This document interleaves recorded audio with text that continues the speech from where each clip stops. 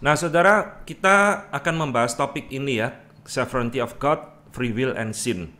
Nah, di dalam pembahasan kita pada malam hari ini, itu merupakan satu respon sebetulnya dari pemikiran John Calvin, Bapak Reformator, terhadap satu pemikiran di dalam filsafat Yunani tentang manusia. Ya, jadi sebelum kita membahas tentang apa yang Alkitab katakan tentang hal ini, tentunya dalam pandangan John Calvin, kita harus tahu apa yang dimengerti oleh filsafat Yunani tentang manusia, karena ini merupakan latar belakang dari pembahasan di dalam bukunya. Nah, saudara, filsafat Yunani itu membagi jiwa manusia menjadi 3 bidang ya. Yang paling tinggi disebut dengan reason atau akal budi. Yang kedua itu disebut dengan kehendak atau bagian kedua kehendak. Dan yang ketiga itu disebut dengan bagian yang paling rendah, hawa nafsu. Biasa disebut dengan appetite, passion, atau desire. Ya, 3 istilah ini. Nah, saudara, di dalam pemikiran filsafat Yunani, ketiga unsur di dalam diri manusia ini saling berperang, saling menarik, saling konflik satu dengan yang lain, khususnya antara reason, akal budi, dengan desire, jadi tarik-menarik. Nah, yang paling celaka ini adalah will, saudara. Will ini ada di tengah-tengah, yang kadang-kadang ketarik ikut reason, kadang-kadang tertarik ikut kepada hawa nafsu. Jadi kalau dia ikut kepada reason, berarti dia menjadi orang yang baik. Tetapi kalau will ini, kehendak ini ikut kepada hawa nafsu, maka di situ terjadilah kejahatan, dosa, dan sebagainya. Ya, nah, maka filsuf Yunani ini berpikir, saudara, bahwa will ini harus ditaklukkan oleh reason, sehingga dia tidak mengikuti keinginan hawa nafsu. Dan reason ini juga memakai will untuk mentaklukkan hawa nafsu tersebut ya. Nah, inilah latar belakang di dalam bab kedua dari buku kedua ya tentang institusio ini yang berbicara tentang antropologi filsafat manusia. Maka Calvin mengatakan bahwa filsafat-filsafat atau filsuf-filsuf itu berpikir, saudara, di dalam pemikiran mereka bahwa virtues atau kebajikan dan vices ini ada di dalam kuasa tangan manusia. Jadi manusialah yang akan menentukan kehendaknya, dia mau ikut reason atau dia mau ikut hawa nafsu. Semua itu terletak pada diri kita sendiri. Ya, ini pemikiran filsafat Yunani sebagai pengantar di dalam buku institusionya. Nah, saya gambarkan seperti ini, saudara. Plato, filsuf Yunani yang juga berpegang mengajarkan itu, menggambarkan jiwa manusia itu seperti seorang yang mengendarai kereta. Nah, orang di sini itu diwakilkan oleh reason, akal budi. Dia yang seharusnya mengendalikan kereta. Tetapi jangan lupa, kuda ini adalah kuda yang liar, yang dia analogikan sebagai satu hawa nafsu. Maka reason ini harus mengendalikan ya melalui pecut ini yang kita sebut sebagai will, kehendak. Jadi harus mengendalikan kuda ini bagaimana berjalan dengan baik supaya tidak menjerumuskan orang tersebut. Nah, semua itu tergantung kepada bagaimana will ini mau taat. Dia mau taat kepada reason atau dia mau ngikuti desire. Jadi menjadi sesuatu kejahatan. Nah, dia di dalam buku itu, saudara, Calvin banyak mengutip, memberikan contoh. Misalkan seorang filsuf Stoa yang bernama Cicero mengatakan hal yang sama, ya, bahwa setiap manusia itu mampu atau memiliki kebajikan dari dirinya sendiri, ya. Tidak ada orang yang perlu berterima kasih kepada Allah untuk hal itu. Jadi kita memuji, bersyukur untuk kebajikan kita dan untuk kemuliaan kebajikan kita, ya. Jadi ini tidak akan terjadi jika karunia itu dari Tuhan dan bukan dari diri kita. Jadi intinya Cicero itu juga sama mengatakan semua itu ada di dalam diri kita, kebajikan itu, sehingga kita tidak perlu bersyukur kepada Tuhan. Sehingga kalau saudara membaca bukunya Aristoteles juga sama. Kebajikan itu ada di dalam kuasa kita, termasuk juga untuk berbuat kejahatan. Jadi kita yang bisa menentukan, kita yang bisa memilih, kita mau berbuat baik atau mau berbuat kebajikan atau kejahatan, semua ada di dalam tangan kita, ya. Jadi inilah, saudara, latar belakang dari buku Institutio bab 2 chapter kedua, di mana dia mengatakan, Calvin, inilah summary daripada seluruh pemikiran para filsuf, bahwa akal budi itu ada sesuatu sufficient guide ya for right conduct. Jadi akal budi itu ada sesuatu yang menjadi penuntun, yang cocok, yang mampu untuk kita bisa berbuat baik. Nah, dan inti dari pemikiran filsuf Yunani berikutnya dikatakan, karena will itu, kehendak itu memiliki satu pilihan yang bebas, dia tidak bisa dihindarkan untuk mengikuti reason di dalam segala sesuatu ya. Jadi will itu bebas, dia mau ikut akal budi atau dia mengikuti hawa nafsu, semua itu bebas, merupakan pilihan dari manusia. Jadi saudara, inilah inti dari pemikiran filsafat Yunani tentang keberadaan manusia, khususnya tentang kehendak bebasnya.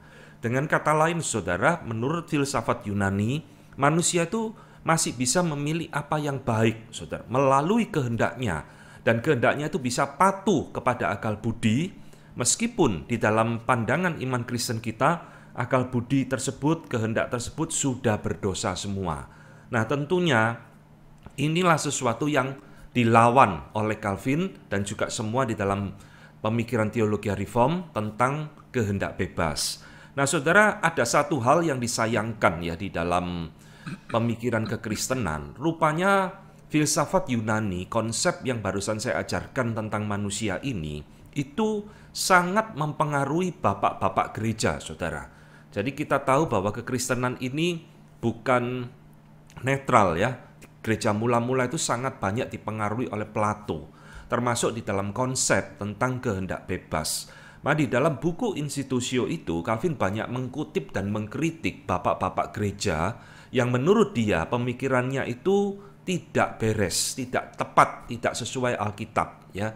Jadi dia mengatakan all ecclesiastical writers ini ya bapak-bapak gereja yang mendahului kita, di dalam pemikirannya itu dikatakan banyak dari antara mereka yang terlalu mirip dengan para filsuf-filsuf Yunani.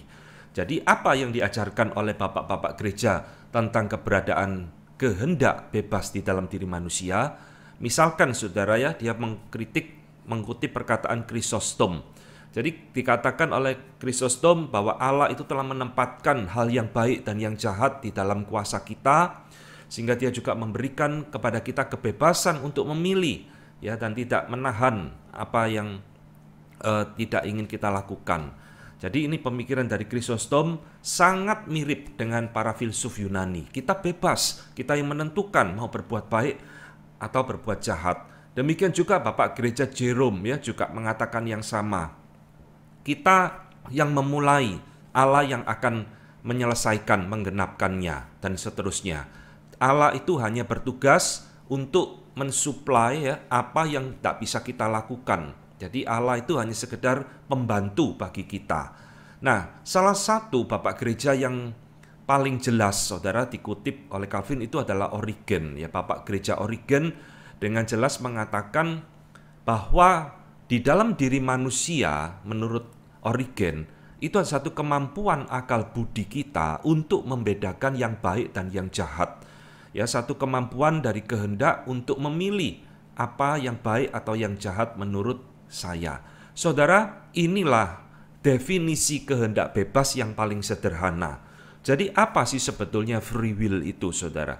Nah, free will itu paling gampang diterjemahkan sebagai kehendak bebas untuk memilih apa yang baik dan apa yang jahat menurut kita. Ya, jadi kita itu mampu dengan kemampuan kita memilih yang baik atau memilih yang jahat seperti yang tadi diajarkan oleh para filsuf Yunani.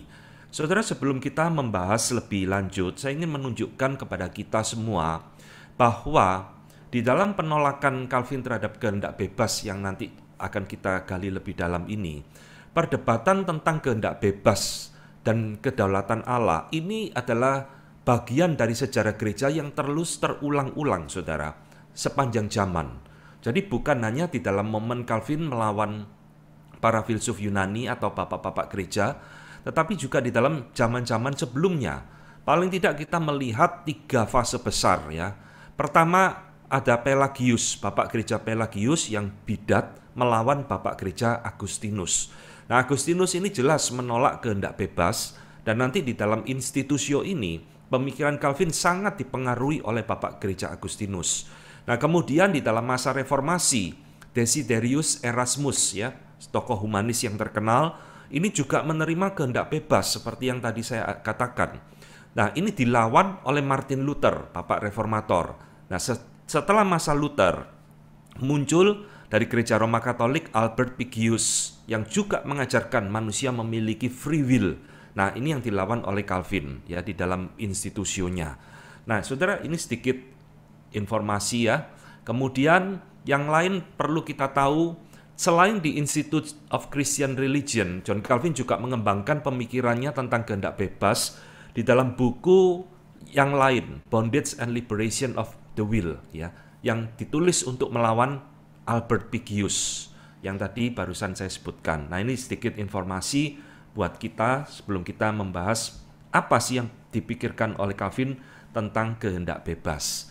Saudara, pertama saya harus mengatakan bahwa di dalam teologi reform, dalam hal ini diwakilkan oleh John Calvin, kita itu menolak apa yang disebut dengan kehendak bebas seperti yang tadi diajarkan oleh para filsuf Yunani dan juga yang dianut oleh beberapa bapak-bapak gereja, ya.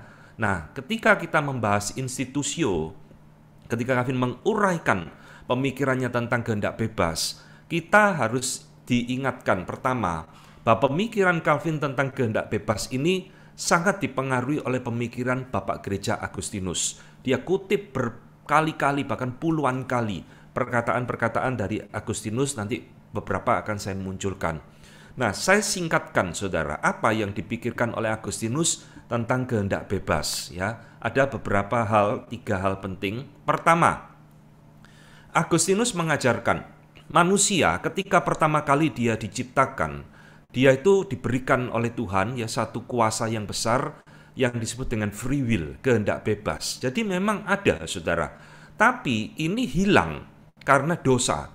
Jadi ini pemikiran pertama, premis pertama dari Agustinus, manusia memiliki free will, betul. Tapi itu sebelum dia jatuh dalam dosa. Setelah dia jatuh dalam dosa, free will itu hilang. Nah, kedua, Agustinus mengatakan bahwa will itu sekarang telah diperbudak, ya, diperbudak oleh dosa sehingga tidak bisa menghasilkan sesuatu kebaikan atau virtue atau righteousness atau apapun, tidak bisa. Jadi gini Saudara, free will-nya itu hilang, tapi will-nya tidak hilang. Yang hilang itu free-nya. Nah, ini memang banyak orang bingung ya antara free will dengan will. Jadi free will itu kehendak bebas, yang hilang itu kebebasannya. Tapi will manusia itu tidak pernah hilang, Saudara. Kalau hilang ya kita berhenti jadi manusia. Tapi will yang masih ada di dalam diri kita sekarang itu sudah diperbudak oleh dosa.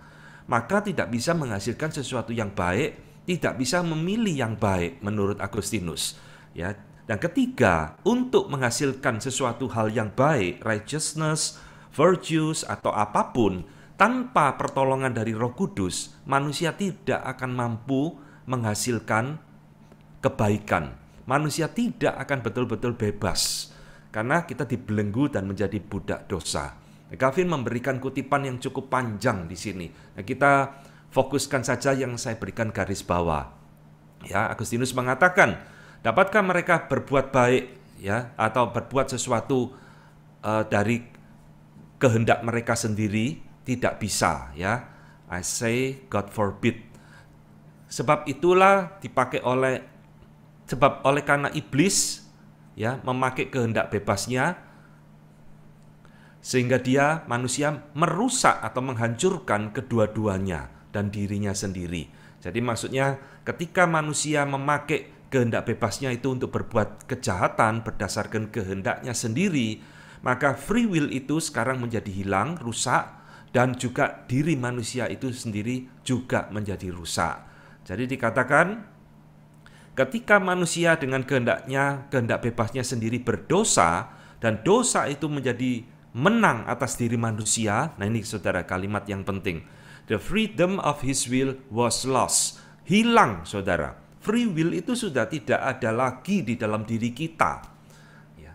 Kita memang masih punya kehendak, tapi kehendak itu sudah tidak bebas. Kehendak itu sudah diperbudak dosa, sehingga manusia itu menurut Agustinus tidak mungkin bisa memilih apa yang baik. Ya. Nah, itulah sebabnya saudara, Calvin mengatakan bahwa tidak lagi bisa dibantahkan bahwa kehendak bebas itu tidak cukup, tidak bisa memampukan manusia untuk memilih yang baik, untuk melakukan yang baik, kecuali dia ditolong oleh anugerah Allah, ya. Karena tanpa anugerah tidak mungkin, dan anugerah ini hanya Tuhan berikan melalui proses regeneration, kelahiran baru kembali. Nah, ini saudara yang membedakan pemikiran Agustinus, Calvin, dan juga teologi reform dengan para filsuf Yunani dan juga para bapak-bapak gereja yang masih mempercayai kita itu memiliki free will, ya. Maka di dalam halaman yang sama dia mengatakan, maka kalau kita itu menjadi budaknya dosa, masihkah mereka, ya, bapak-bapak gereja itu membangga-banggakan tentang kehendak bebas? Nah, sebenarnya kita ini di dalam dosa sudah tidak memiliki lagi yang namanya free will. Free will itu sudah hilang di dalam dosa. Jadi kalau kita berkaca dari kitab Kejadian, saudara, sebenarnya manusia itu memakai free will-nya hanya sebelum dia jatuh dalam dosa. Jadi ketika mereka sudah memilih memakai free will-nya itu untuk memberontak kepada Allah, ya momen itulah mereka kehilangan kebebasannya, kehilangan kehendak bebasnya, ya. Maka Agustinus mengatakan, dikutip oleh Calvin juga dalam bukunya, manusia harus bergantung mutlak kepada anugerah Allah. Dan di dalam kebergantungan kita ada dua sifat yang ditekankan oleh Agustinus. Pertama, total. Total berarti menyeluruh, saudara. Jadi tidak ada kita itu bergantung kepada anugerah Allah cuma sebagian tok. Seperti tadi kata Bapak Gereja Jerome, kita yang memulai, kita yang berinisiatif, selebihnya Allah yang menggenapkan. Jadi sepertinya Allah itu dengan kita join, ya, kerjasama. Nah, ini satu pemikiran yang sangat tidak alkitabiah. Agustinus menekankan tanpa anugerah Allah kita itu tidak akan mampu untuk berbuat baik, untuk memilih yang baik, yang berkenan kepada Allah. Jadi dikatakan tanpa anugerah Allah menerangi kita, ya, pikiran kita itu tidak mungkin. Anugerah Allah itu dibutuhkan menerangi kita seperti pikiran kita lebih daripada matahari bagi mata kita, ya, kira-kira seperti itu. Jadi ini sesuatu yang harus total kita bergantung kepada Allah. Dan sifat kebergantungan itu yang kedua dikatakan selama-lamanya, bahkan sampai nanti di dalam kekekalan.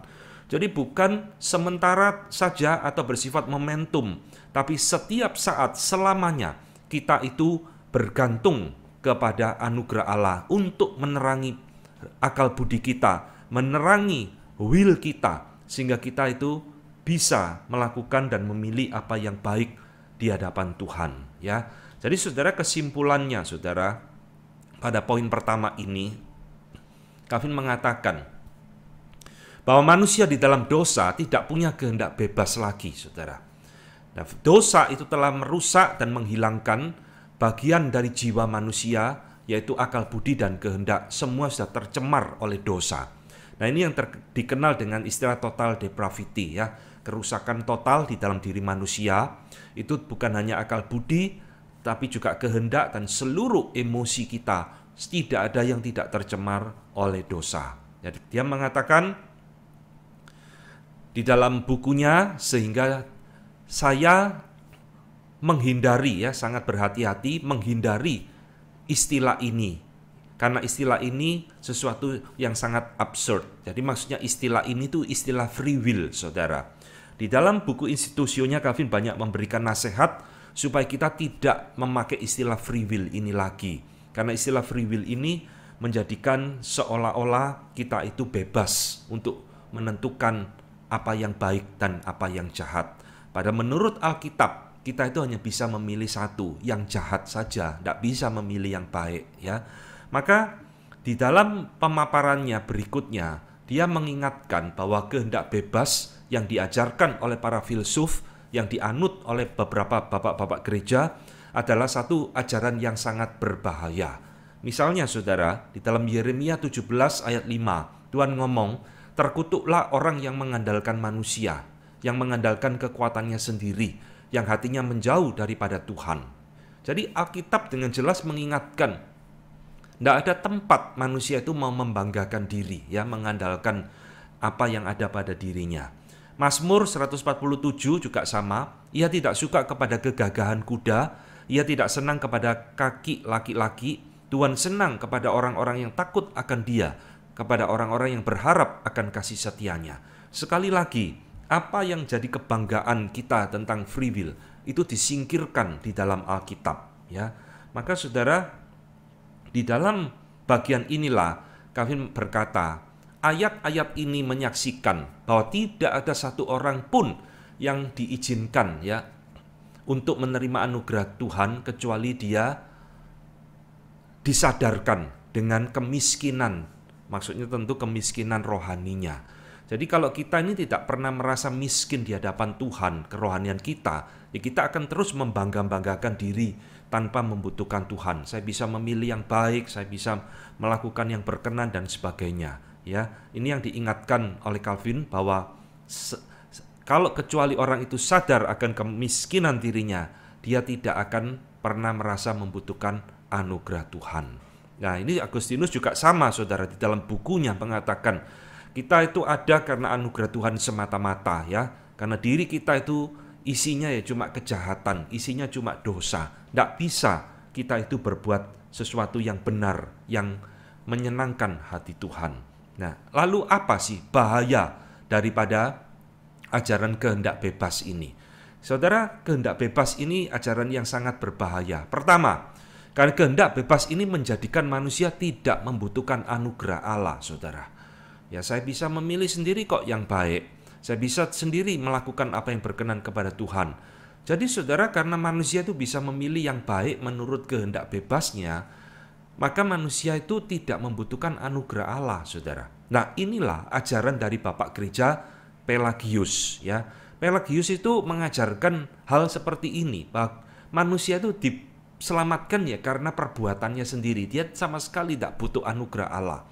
Maka Calvin mengatakan ajaran kehendak bebas ini ajaran yang merampas kemuliaan Allah. Jadi Allah itu seolah-olah dibuang. Tidak perlu Allah, tidak ada Allah, tidak apa-apa kok, saya bisa selamat sendiri, ya. Kedua, kehendak bebas ini juga berbahaya karena menjadikan manusia ini sebagai pusat di dalam keselamatan, bukan Allah.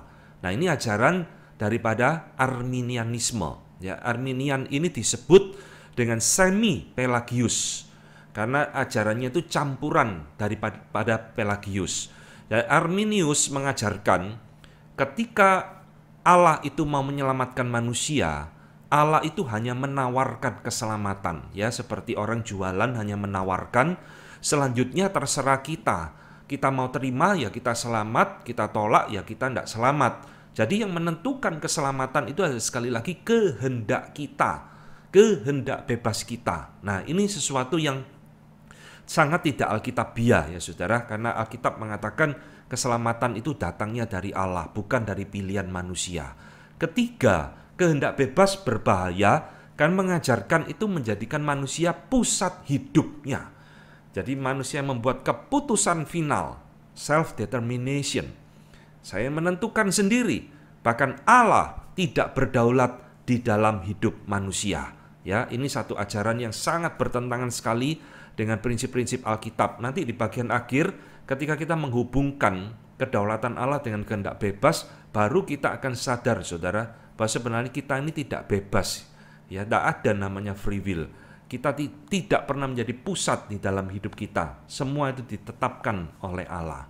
Nah, ini adalah bagian pertama pengajaran Calvin Reform tentang kehendak bebas.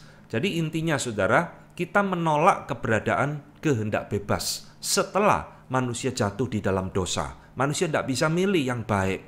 Manusia hanya bisa memilih apa yang jahat, yang berdosa di mata Allah. Tanpa anugerah Allah, tidak mungkin manusia menjadi makhluk yang bebas.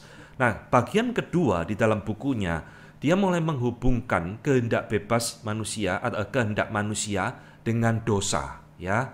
Nah, saya gambarkan saja di dalam bentuk grafik untuk mempersingkat penjelasannya. Saudara, apa sih dampak dosa setelah kita jatuh dalam dosa terhadap akal budi dan kehendak kita, saudara? Nah, Calvin itu membedakan, sekali lagi dia ini mengimitasi pemikiran dari Bapak Gereja Agustinus. Dia membedakan dua macam dampak dosa, saudara. Pertama, dia sebut sebagai dampak dosa terhadap hal-hal yang bersifat duniawi, earthly things. Yang kedua, dampak dosa itu juga mencakup heavenly things, hal-hal yang rohani. Nah, dampak dosa kepada dua bidang besar ini ternyata berbeda, saudara. Di dalam hal-hal earthly things, akal budi kita, kehendak kita itu masih bisa berfungsi meskipun sudah rusak, meskipun sudah tercemar dosa. Misal, di dalam dosa, manusia masih bisa menemukan banyak penemuan-penemuan penting, ya, ciptakan mobil, ciptakan gadget, ciptakan internet, macam-macam, saudara. Itu masih bisa meskipun kita percaya akal budi manusia sudah berdosa, kehendaknya juga sudah berdosa. Kita masih bisa bekerja, manusia masih bisa berkebudayaan, menciptakan seni yang begitu indah, musik yang begitu indah, hal-hal duniawi yang tidak ada hubungannya dengan Tuhan, bisa. Tetapi dia mengingatkan di dalam heavenly things, akal budi dan kehendak kita itu mati total, saudara. Mati total, manusia tidak mungkin mampu berpikir tentang Allah, mencari Allah, mencintai Allah, taat kepada Allah. Tidak mungkin. Nah, ini dua dampak dosa yang harus dibedakan, ya. Jadi dia mengatakan, apa sih yang saya maksud dengan earthly things? Ya, ini tadi saya jelaskan, hal-hal yang tidak ada hubungannya dengan kerajaan Allah, ya, tidak ada hubungannya dengan hidup yang kekal. Tetapi di dalam bagian earthly things inilah Calvin mengatakan manusia masih bisa berkarya dengan luar biasa. Saudara, di dalam pemikiran poin inilah, ini yang kita kenal dengan istilah common grace, anugerah umum, ya. Di dalam keberdosaan kita, saudara, manusia masih bisa menciptakan sesuatu yang berguna untuk sesamanya, sesuatu yang indah, sesuatu yang baik bagi sesama. Manusia masih bisa menghasilkan satu karya seni, buku, bangunan, dan sebagainya. Itu disebut common grace. Meskipun di dalam institusio, Calvin tidak memakai istilah common grace. Nah, nanti common grace ini dikembangkan oleh para pemikir reform abad-abad berikutnya seperti Abraham Kuyper, Herman Bavinck, Van Til, dan sebagainya, ya. Tapi sudah muncul pemikiran ini. Itu pun bukan karena manusia hebat, tapi karena semua adalah anugerah Allah kepada orang berdosa. Tetapi di dalam tadi heavenly things, ya, hal-hal yang berkaitan dengan Allah dan sebagainya, manusia tidak bisa berbuat apa-apa, mati total di dalam bagian ini. Nah, nih. Jadi dia mengatakan bahwa anugerah Tuhan yang bersifat natural, ya, hal-hal yang bersifat earthly things itu masih ada di dalam dia meskipun corrupted, ya, di dalam dosa. Tetapi hal-hal yang bersifat anugerah Tuhan yang bersifat supranatural yang diberikan kepada manusia itu telah diambil dari dia, dari manusia. Sehingga manusia di dalam hal heavenly things, manusia tidak mungkin lagi bisa berpikir tentang Allah. Dan dia menjelaskan ada 3 hal penting manusia mati di dalam dosa terhadap hal-hal rohani. Pertama, saudara, di dalam dosa, kematian rohani, manusia tidak mungkin bisa mengenal Allah. Manusia tidak mungkin bisa mengenal Allah yang sejati di dalam hidupnya. Kedua, manusia di dalam dosa, kematian rohani, tidak mungkin bisa mengenal kebaikan Allah sebagai Bapa di dalam dirinya, ya, di mana juga ada keselamatan di dalam Allah kita. Tidak mungkin bisa mengenal. Sehebat apapun dia tetap tidak bisa mengenal Allah, kebaikan Allah. Dan ketiga, di dalam hal dia tidak mungkin bisa taat kepada hukum-hukum Allah di dalam hidupnya.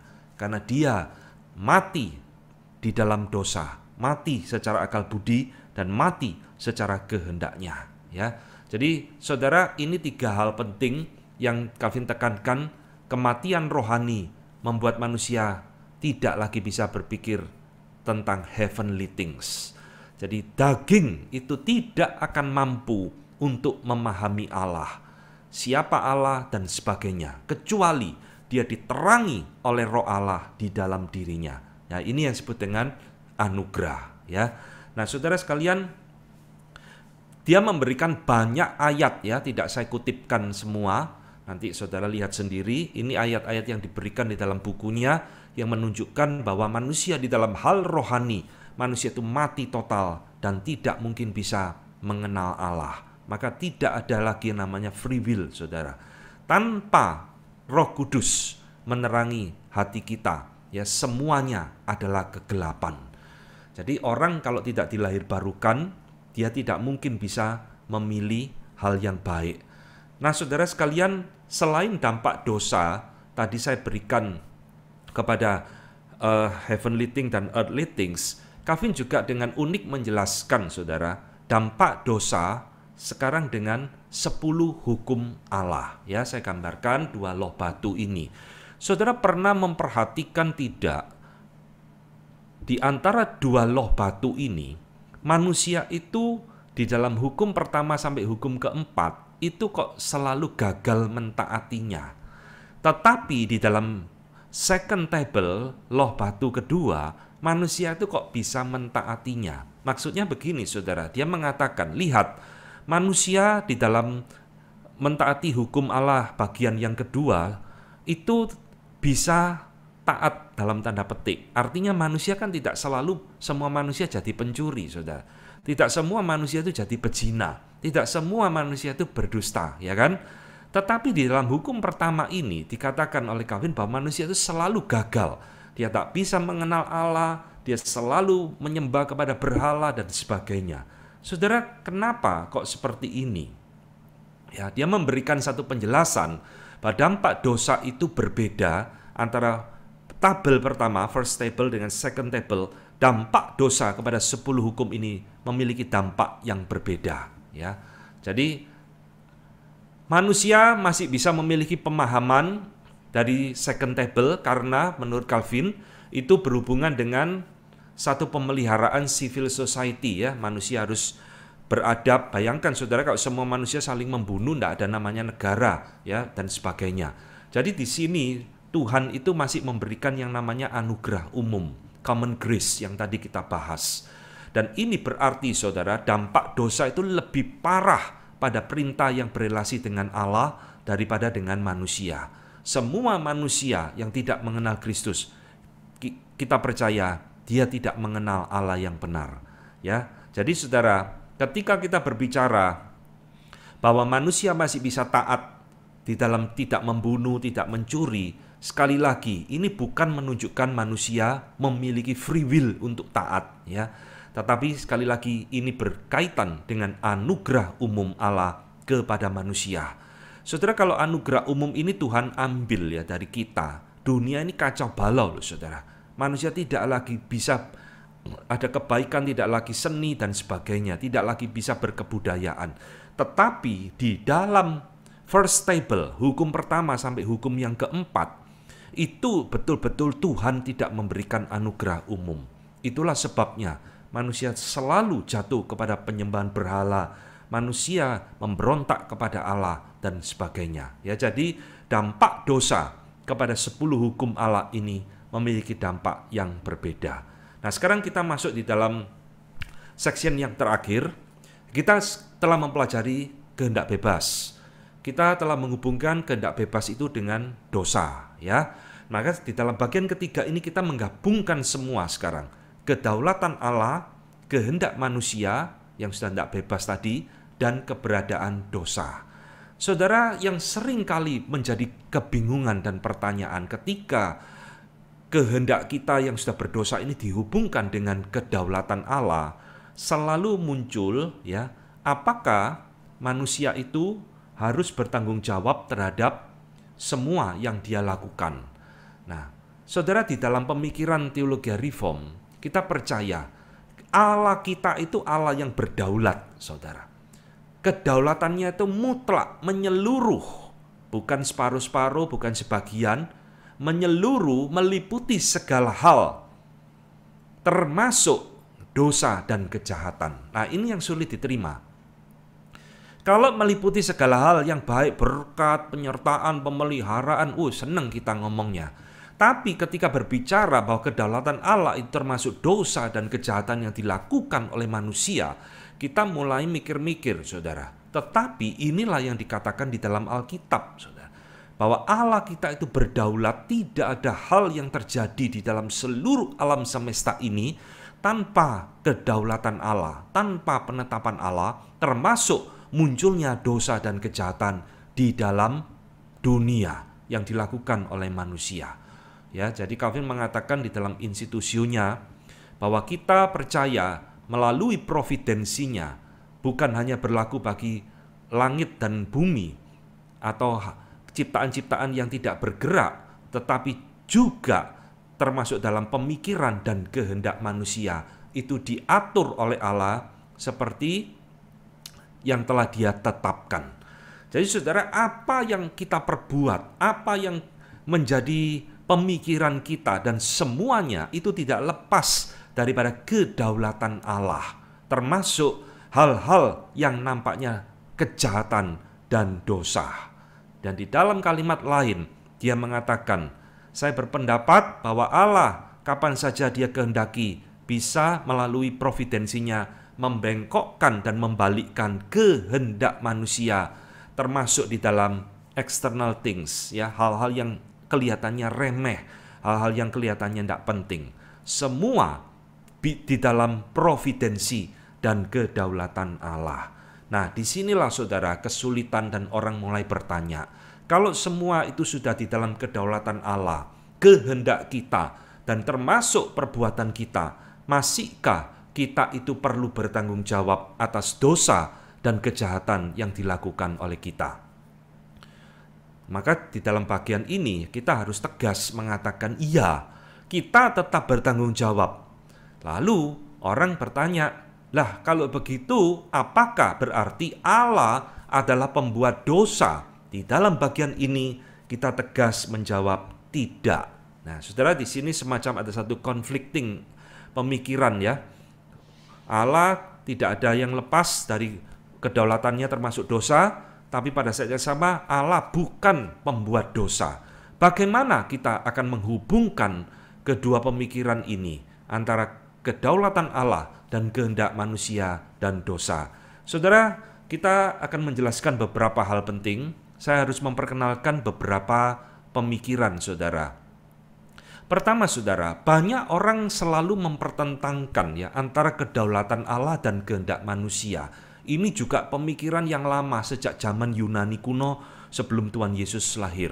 Nah, pemikiran yang mengatakan segala sesuatu ditetapkan Allah, manusia itu pasif, manusia itu seperti boneka. Allah itu yang menetapkan segala sesuatu. Ini pandangan disebut dengan determinisme. Ya, dari kata determine yang artinya kan menetapkan. Jadi Allah menetapkan manusia. Nah, saudara, orang-orang penganut aliran free will yang tadi kita bahas juga mengatakan sebaliknya. Allah itu tidak ikut campur. Allah itu pasif. Semua itu ditentukan oleh kita sendiri. Kita yang bisa menentukan mana yang mau kita pilih. Kita mau pilih ini, pilih itu. Semua ada di dalam kehendak kita. Nah, saudara, seringkali orang berpikir di dalam dikotomi atau peperangan antara dua hal ini, saudara. Nah, kita harus mengatakan Alkitab itu tidak mengajarkan determinisme. Alkitab juga tidak mengajarkan free will. Tetapi Alkitab itu mengajarkan hal ketiga, saudara, yang disebut dengan istilah kompatibilisme. Jadi di dalam kompatibilisme ini Allah itu menetapkan, tapi manusianya nggak pasif, saudara. Manusianya juga turut membuat keputusan. Jadi kompatibel. Kompatibel itu artinya kan sejajar. Yang artinya segala sesuatu sudah ditetapkan oleh Allah, tetapi pada saat yang sama manusia juga membuat keputusan, manusia juga menginginkan hal tersebut. Nah, inilah yang disebut dengan kompatibilisme, ya. Nah, di dalam institusionya Calvin membagi ada 3 tingkatan determinisme, 3 tingkatan penetapan. Saya singkatkan begini, saudara. Pertama, yang paling tinggi tentunya Allah. Kedua, ada iblis. Ketiga, baru ada kita manusia. Ya, saudara, kejahatan dan dosa. Ini konteksnya kita membahas tentang kejahatan dan dosa di dalam kedaulatan Allah. Ya, kejahatan dan dosa itu adalah selalu melibatkan 3 pribadi ini, saudara. Allah, iblis, dan manusia. Cuma perannya berbeda-beda. Allah adalah pribadi yang tertinggi, menetapkan segala sesuatu yang terjadi. Ini sesuatu yang mutlak, saudara. Tetapi kita harus tahu di dalam kompatibilisme tadi, masing-masing pribadi, entah itu iblis atau manusia atau bahkan Allah sendiri, itu memiliki kehendaknya masing-masing. Tuhan tidak pernah jadikan kita ini robot, saudara. Ya, nah sehingga kita katakan di dalam semua peristiwa, apapun itu, nanti saya akan berikan contoh ayat-ayatnya banyak. Apapun itu merupakan pertemuan dari ketiga agen ini, Allah, iblis, dan manusia, tanpa merampas keunikan masing-masing pribadi. Ya, jadi apapun yang terjadi, saudara, itu selalu merupakan pertemuan dari 3 agen ini, 3 pribadi ini. Nah, Paul Helm, ya, saya kutipkan seorang teolog di dalam bukunya John Calvin Ideas, dia mengatakan Allah, setan, dan manusia itu berbeda tingkat. Bukan hanya Allah, bukan hanya setan itu dipakai oleh pekerjaan Allah, dan Ayub itu juga dipakai oleh di dalam pekerjaan setan, tetapi di dalam arti hal yang sebaliknya tidak mungkin terjadi. Ayub tidak dapat memakai iblis atau Allah, termasuk juga setan tidak bisa memakai Allah. Jadi kalau saya gambarkan grafiknya begini, saudara, perhatikan. Di dalam kedaulatannya yang mutlak, Allah itu bisa memakai iblis untuk menggenapkan rencananya. Dan iblis ini juga seringkali pakai manusia untuk berbuat jahat menggenapkan rencananya. Betul kan? Ini contohnya banyak sekali di dalam Alkitab.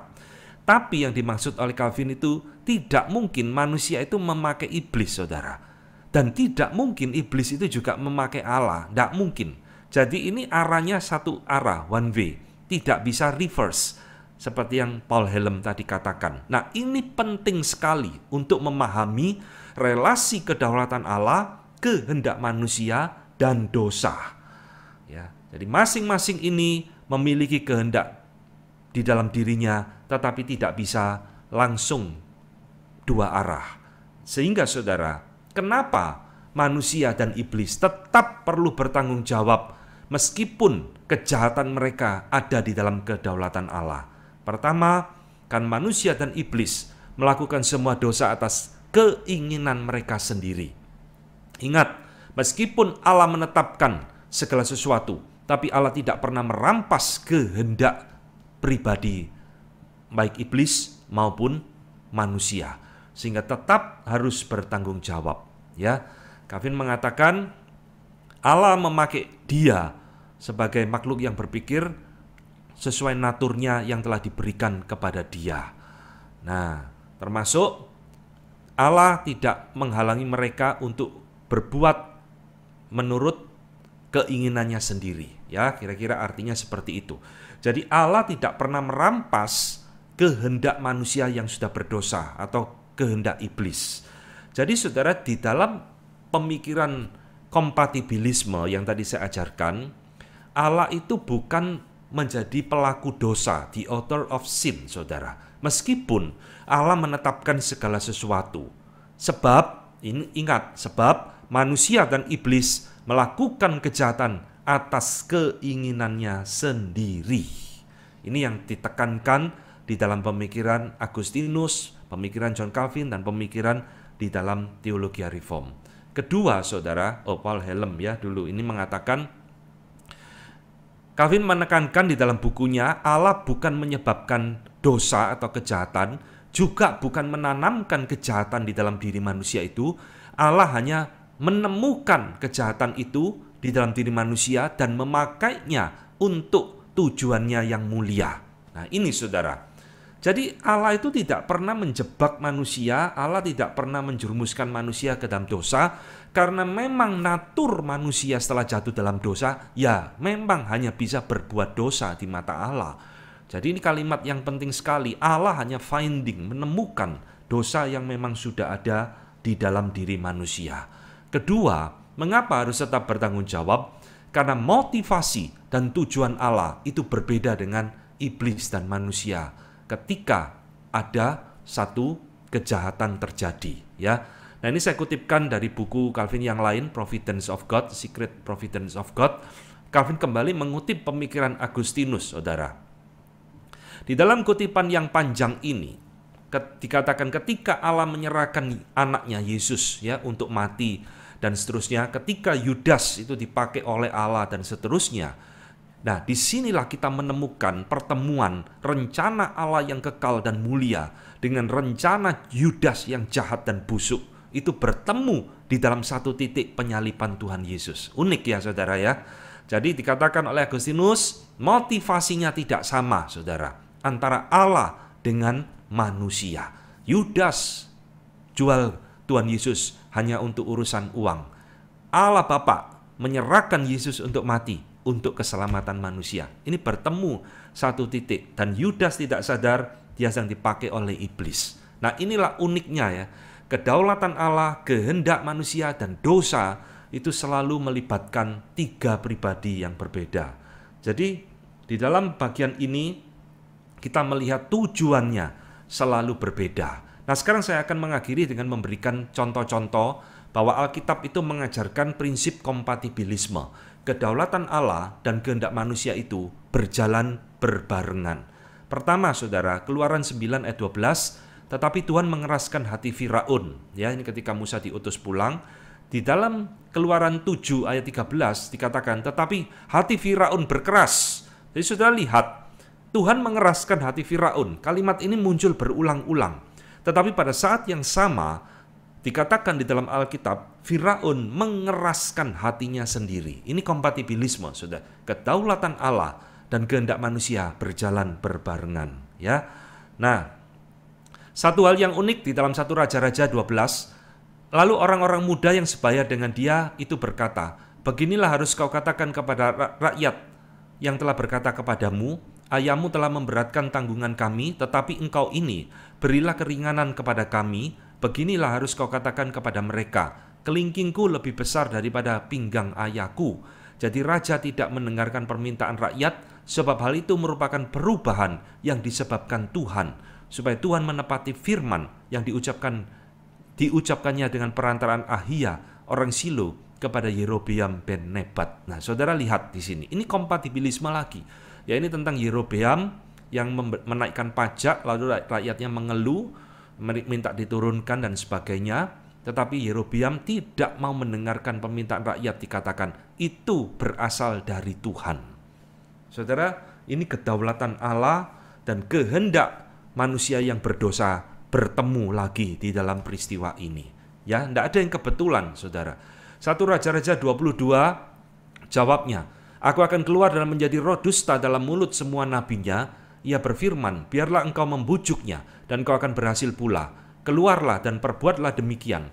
Karena itu sesungguhnya Tuhan telah menaruh roh dusta ke dalam mulut semua nabimu ini. Sebab Tuhan telah menetapkan untuk menimpahkan malapetaka kepadamu. Perhatikan, sebab Tuhan telah menetapkan untuk menimpahkan malapetaka kepadamu.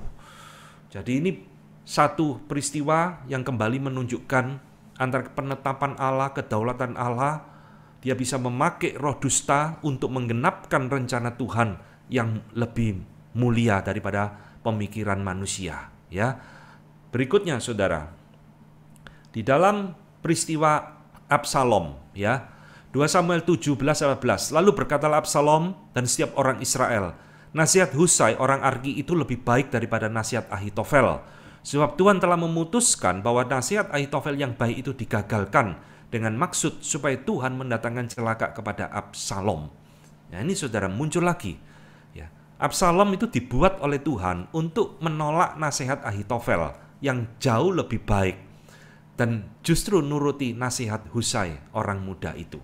Kalau Absalom ini nuruti nasihatnya Ahitofel, saudara. Pemberontakannya kepada Daud berhasil, saudara. Tapi Daud ini orang pilihan Tuhan, tidak mungkin dibunuh oleh siapapun. Maka nasihat atau permintaan Absalom ini justru dia nuruti kepada nasihat orang muda yang bodoh Husai ini. Sehingga gagal pemberontakannya. Karena Tuhan memang mau mendatangkan celaka kepada Absalom. Ya. Sekali lagi, pula kata Daud kepada Abisai dan kepada semua pegawainya, sedangkan anak kandungku ini ingin mencabut nyawaku, terlebih lagi sekarang orang Benyamin ini. Biarkanlah dia mengutuk, sebab Tuhan yang telah berfirman kepadanya demikian. Ya, ini tentang Simei yang mengutuki Daud. Daud katakan biarkan dia mengutuk, sebab memang itu kehendak Tuhan. Ya, saudara. Daud sendiri mengaminkan kejahatan Simei pun di dalam kedaulatan Allah. Ya, sekarang ini contoh terakhir. Tetapi ayahnya, ibunya tidak tahu bahwa hal itu daripada Tuhan asalnya, sebab memang Simson harus mencari gara-gara terhadap orang Filistin, karena pada masa itu orang Filistin menguasai orang Israel. Jadi saudara, Simson pun sampai dalam tanda petik salah cari jodoh, saudara. Cari istri orang Filistin. Itu pun dari Tuhan asalnya. Ibunya atau papa mamanya tidak tahu. Karena kenapa? Nah, Simson mau dipakai oleh Tuhan untuk cari gara-gara kepada orang Filistin. Ya, saudara, ini contoh-contoh sebagian dari Alkitab yang menunjukkan segala sesuatu yang terjadi tidak lepas dari kedaulatan Allah. Selalu merupakan sinkronisasi kedaulatan Allah, kehendak manusia. Dan kalau itu sesuatu kejahatan, ini muncul tiga-tiganya. Tidak lepas dari kedaulatan Allah. Tapi ingat saudara, bukan Allah yang menjadi pelaku dosa, pembuat dosa. Yang berbuat dosa ya tetap manusia atau iblis. Ya, jadi saudara, materi kita mempelajari tentang kedaulatan Allah, kehendak manusia dan dosa sampai di sini. Saya kembalikan ke Pak Markus ya.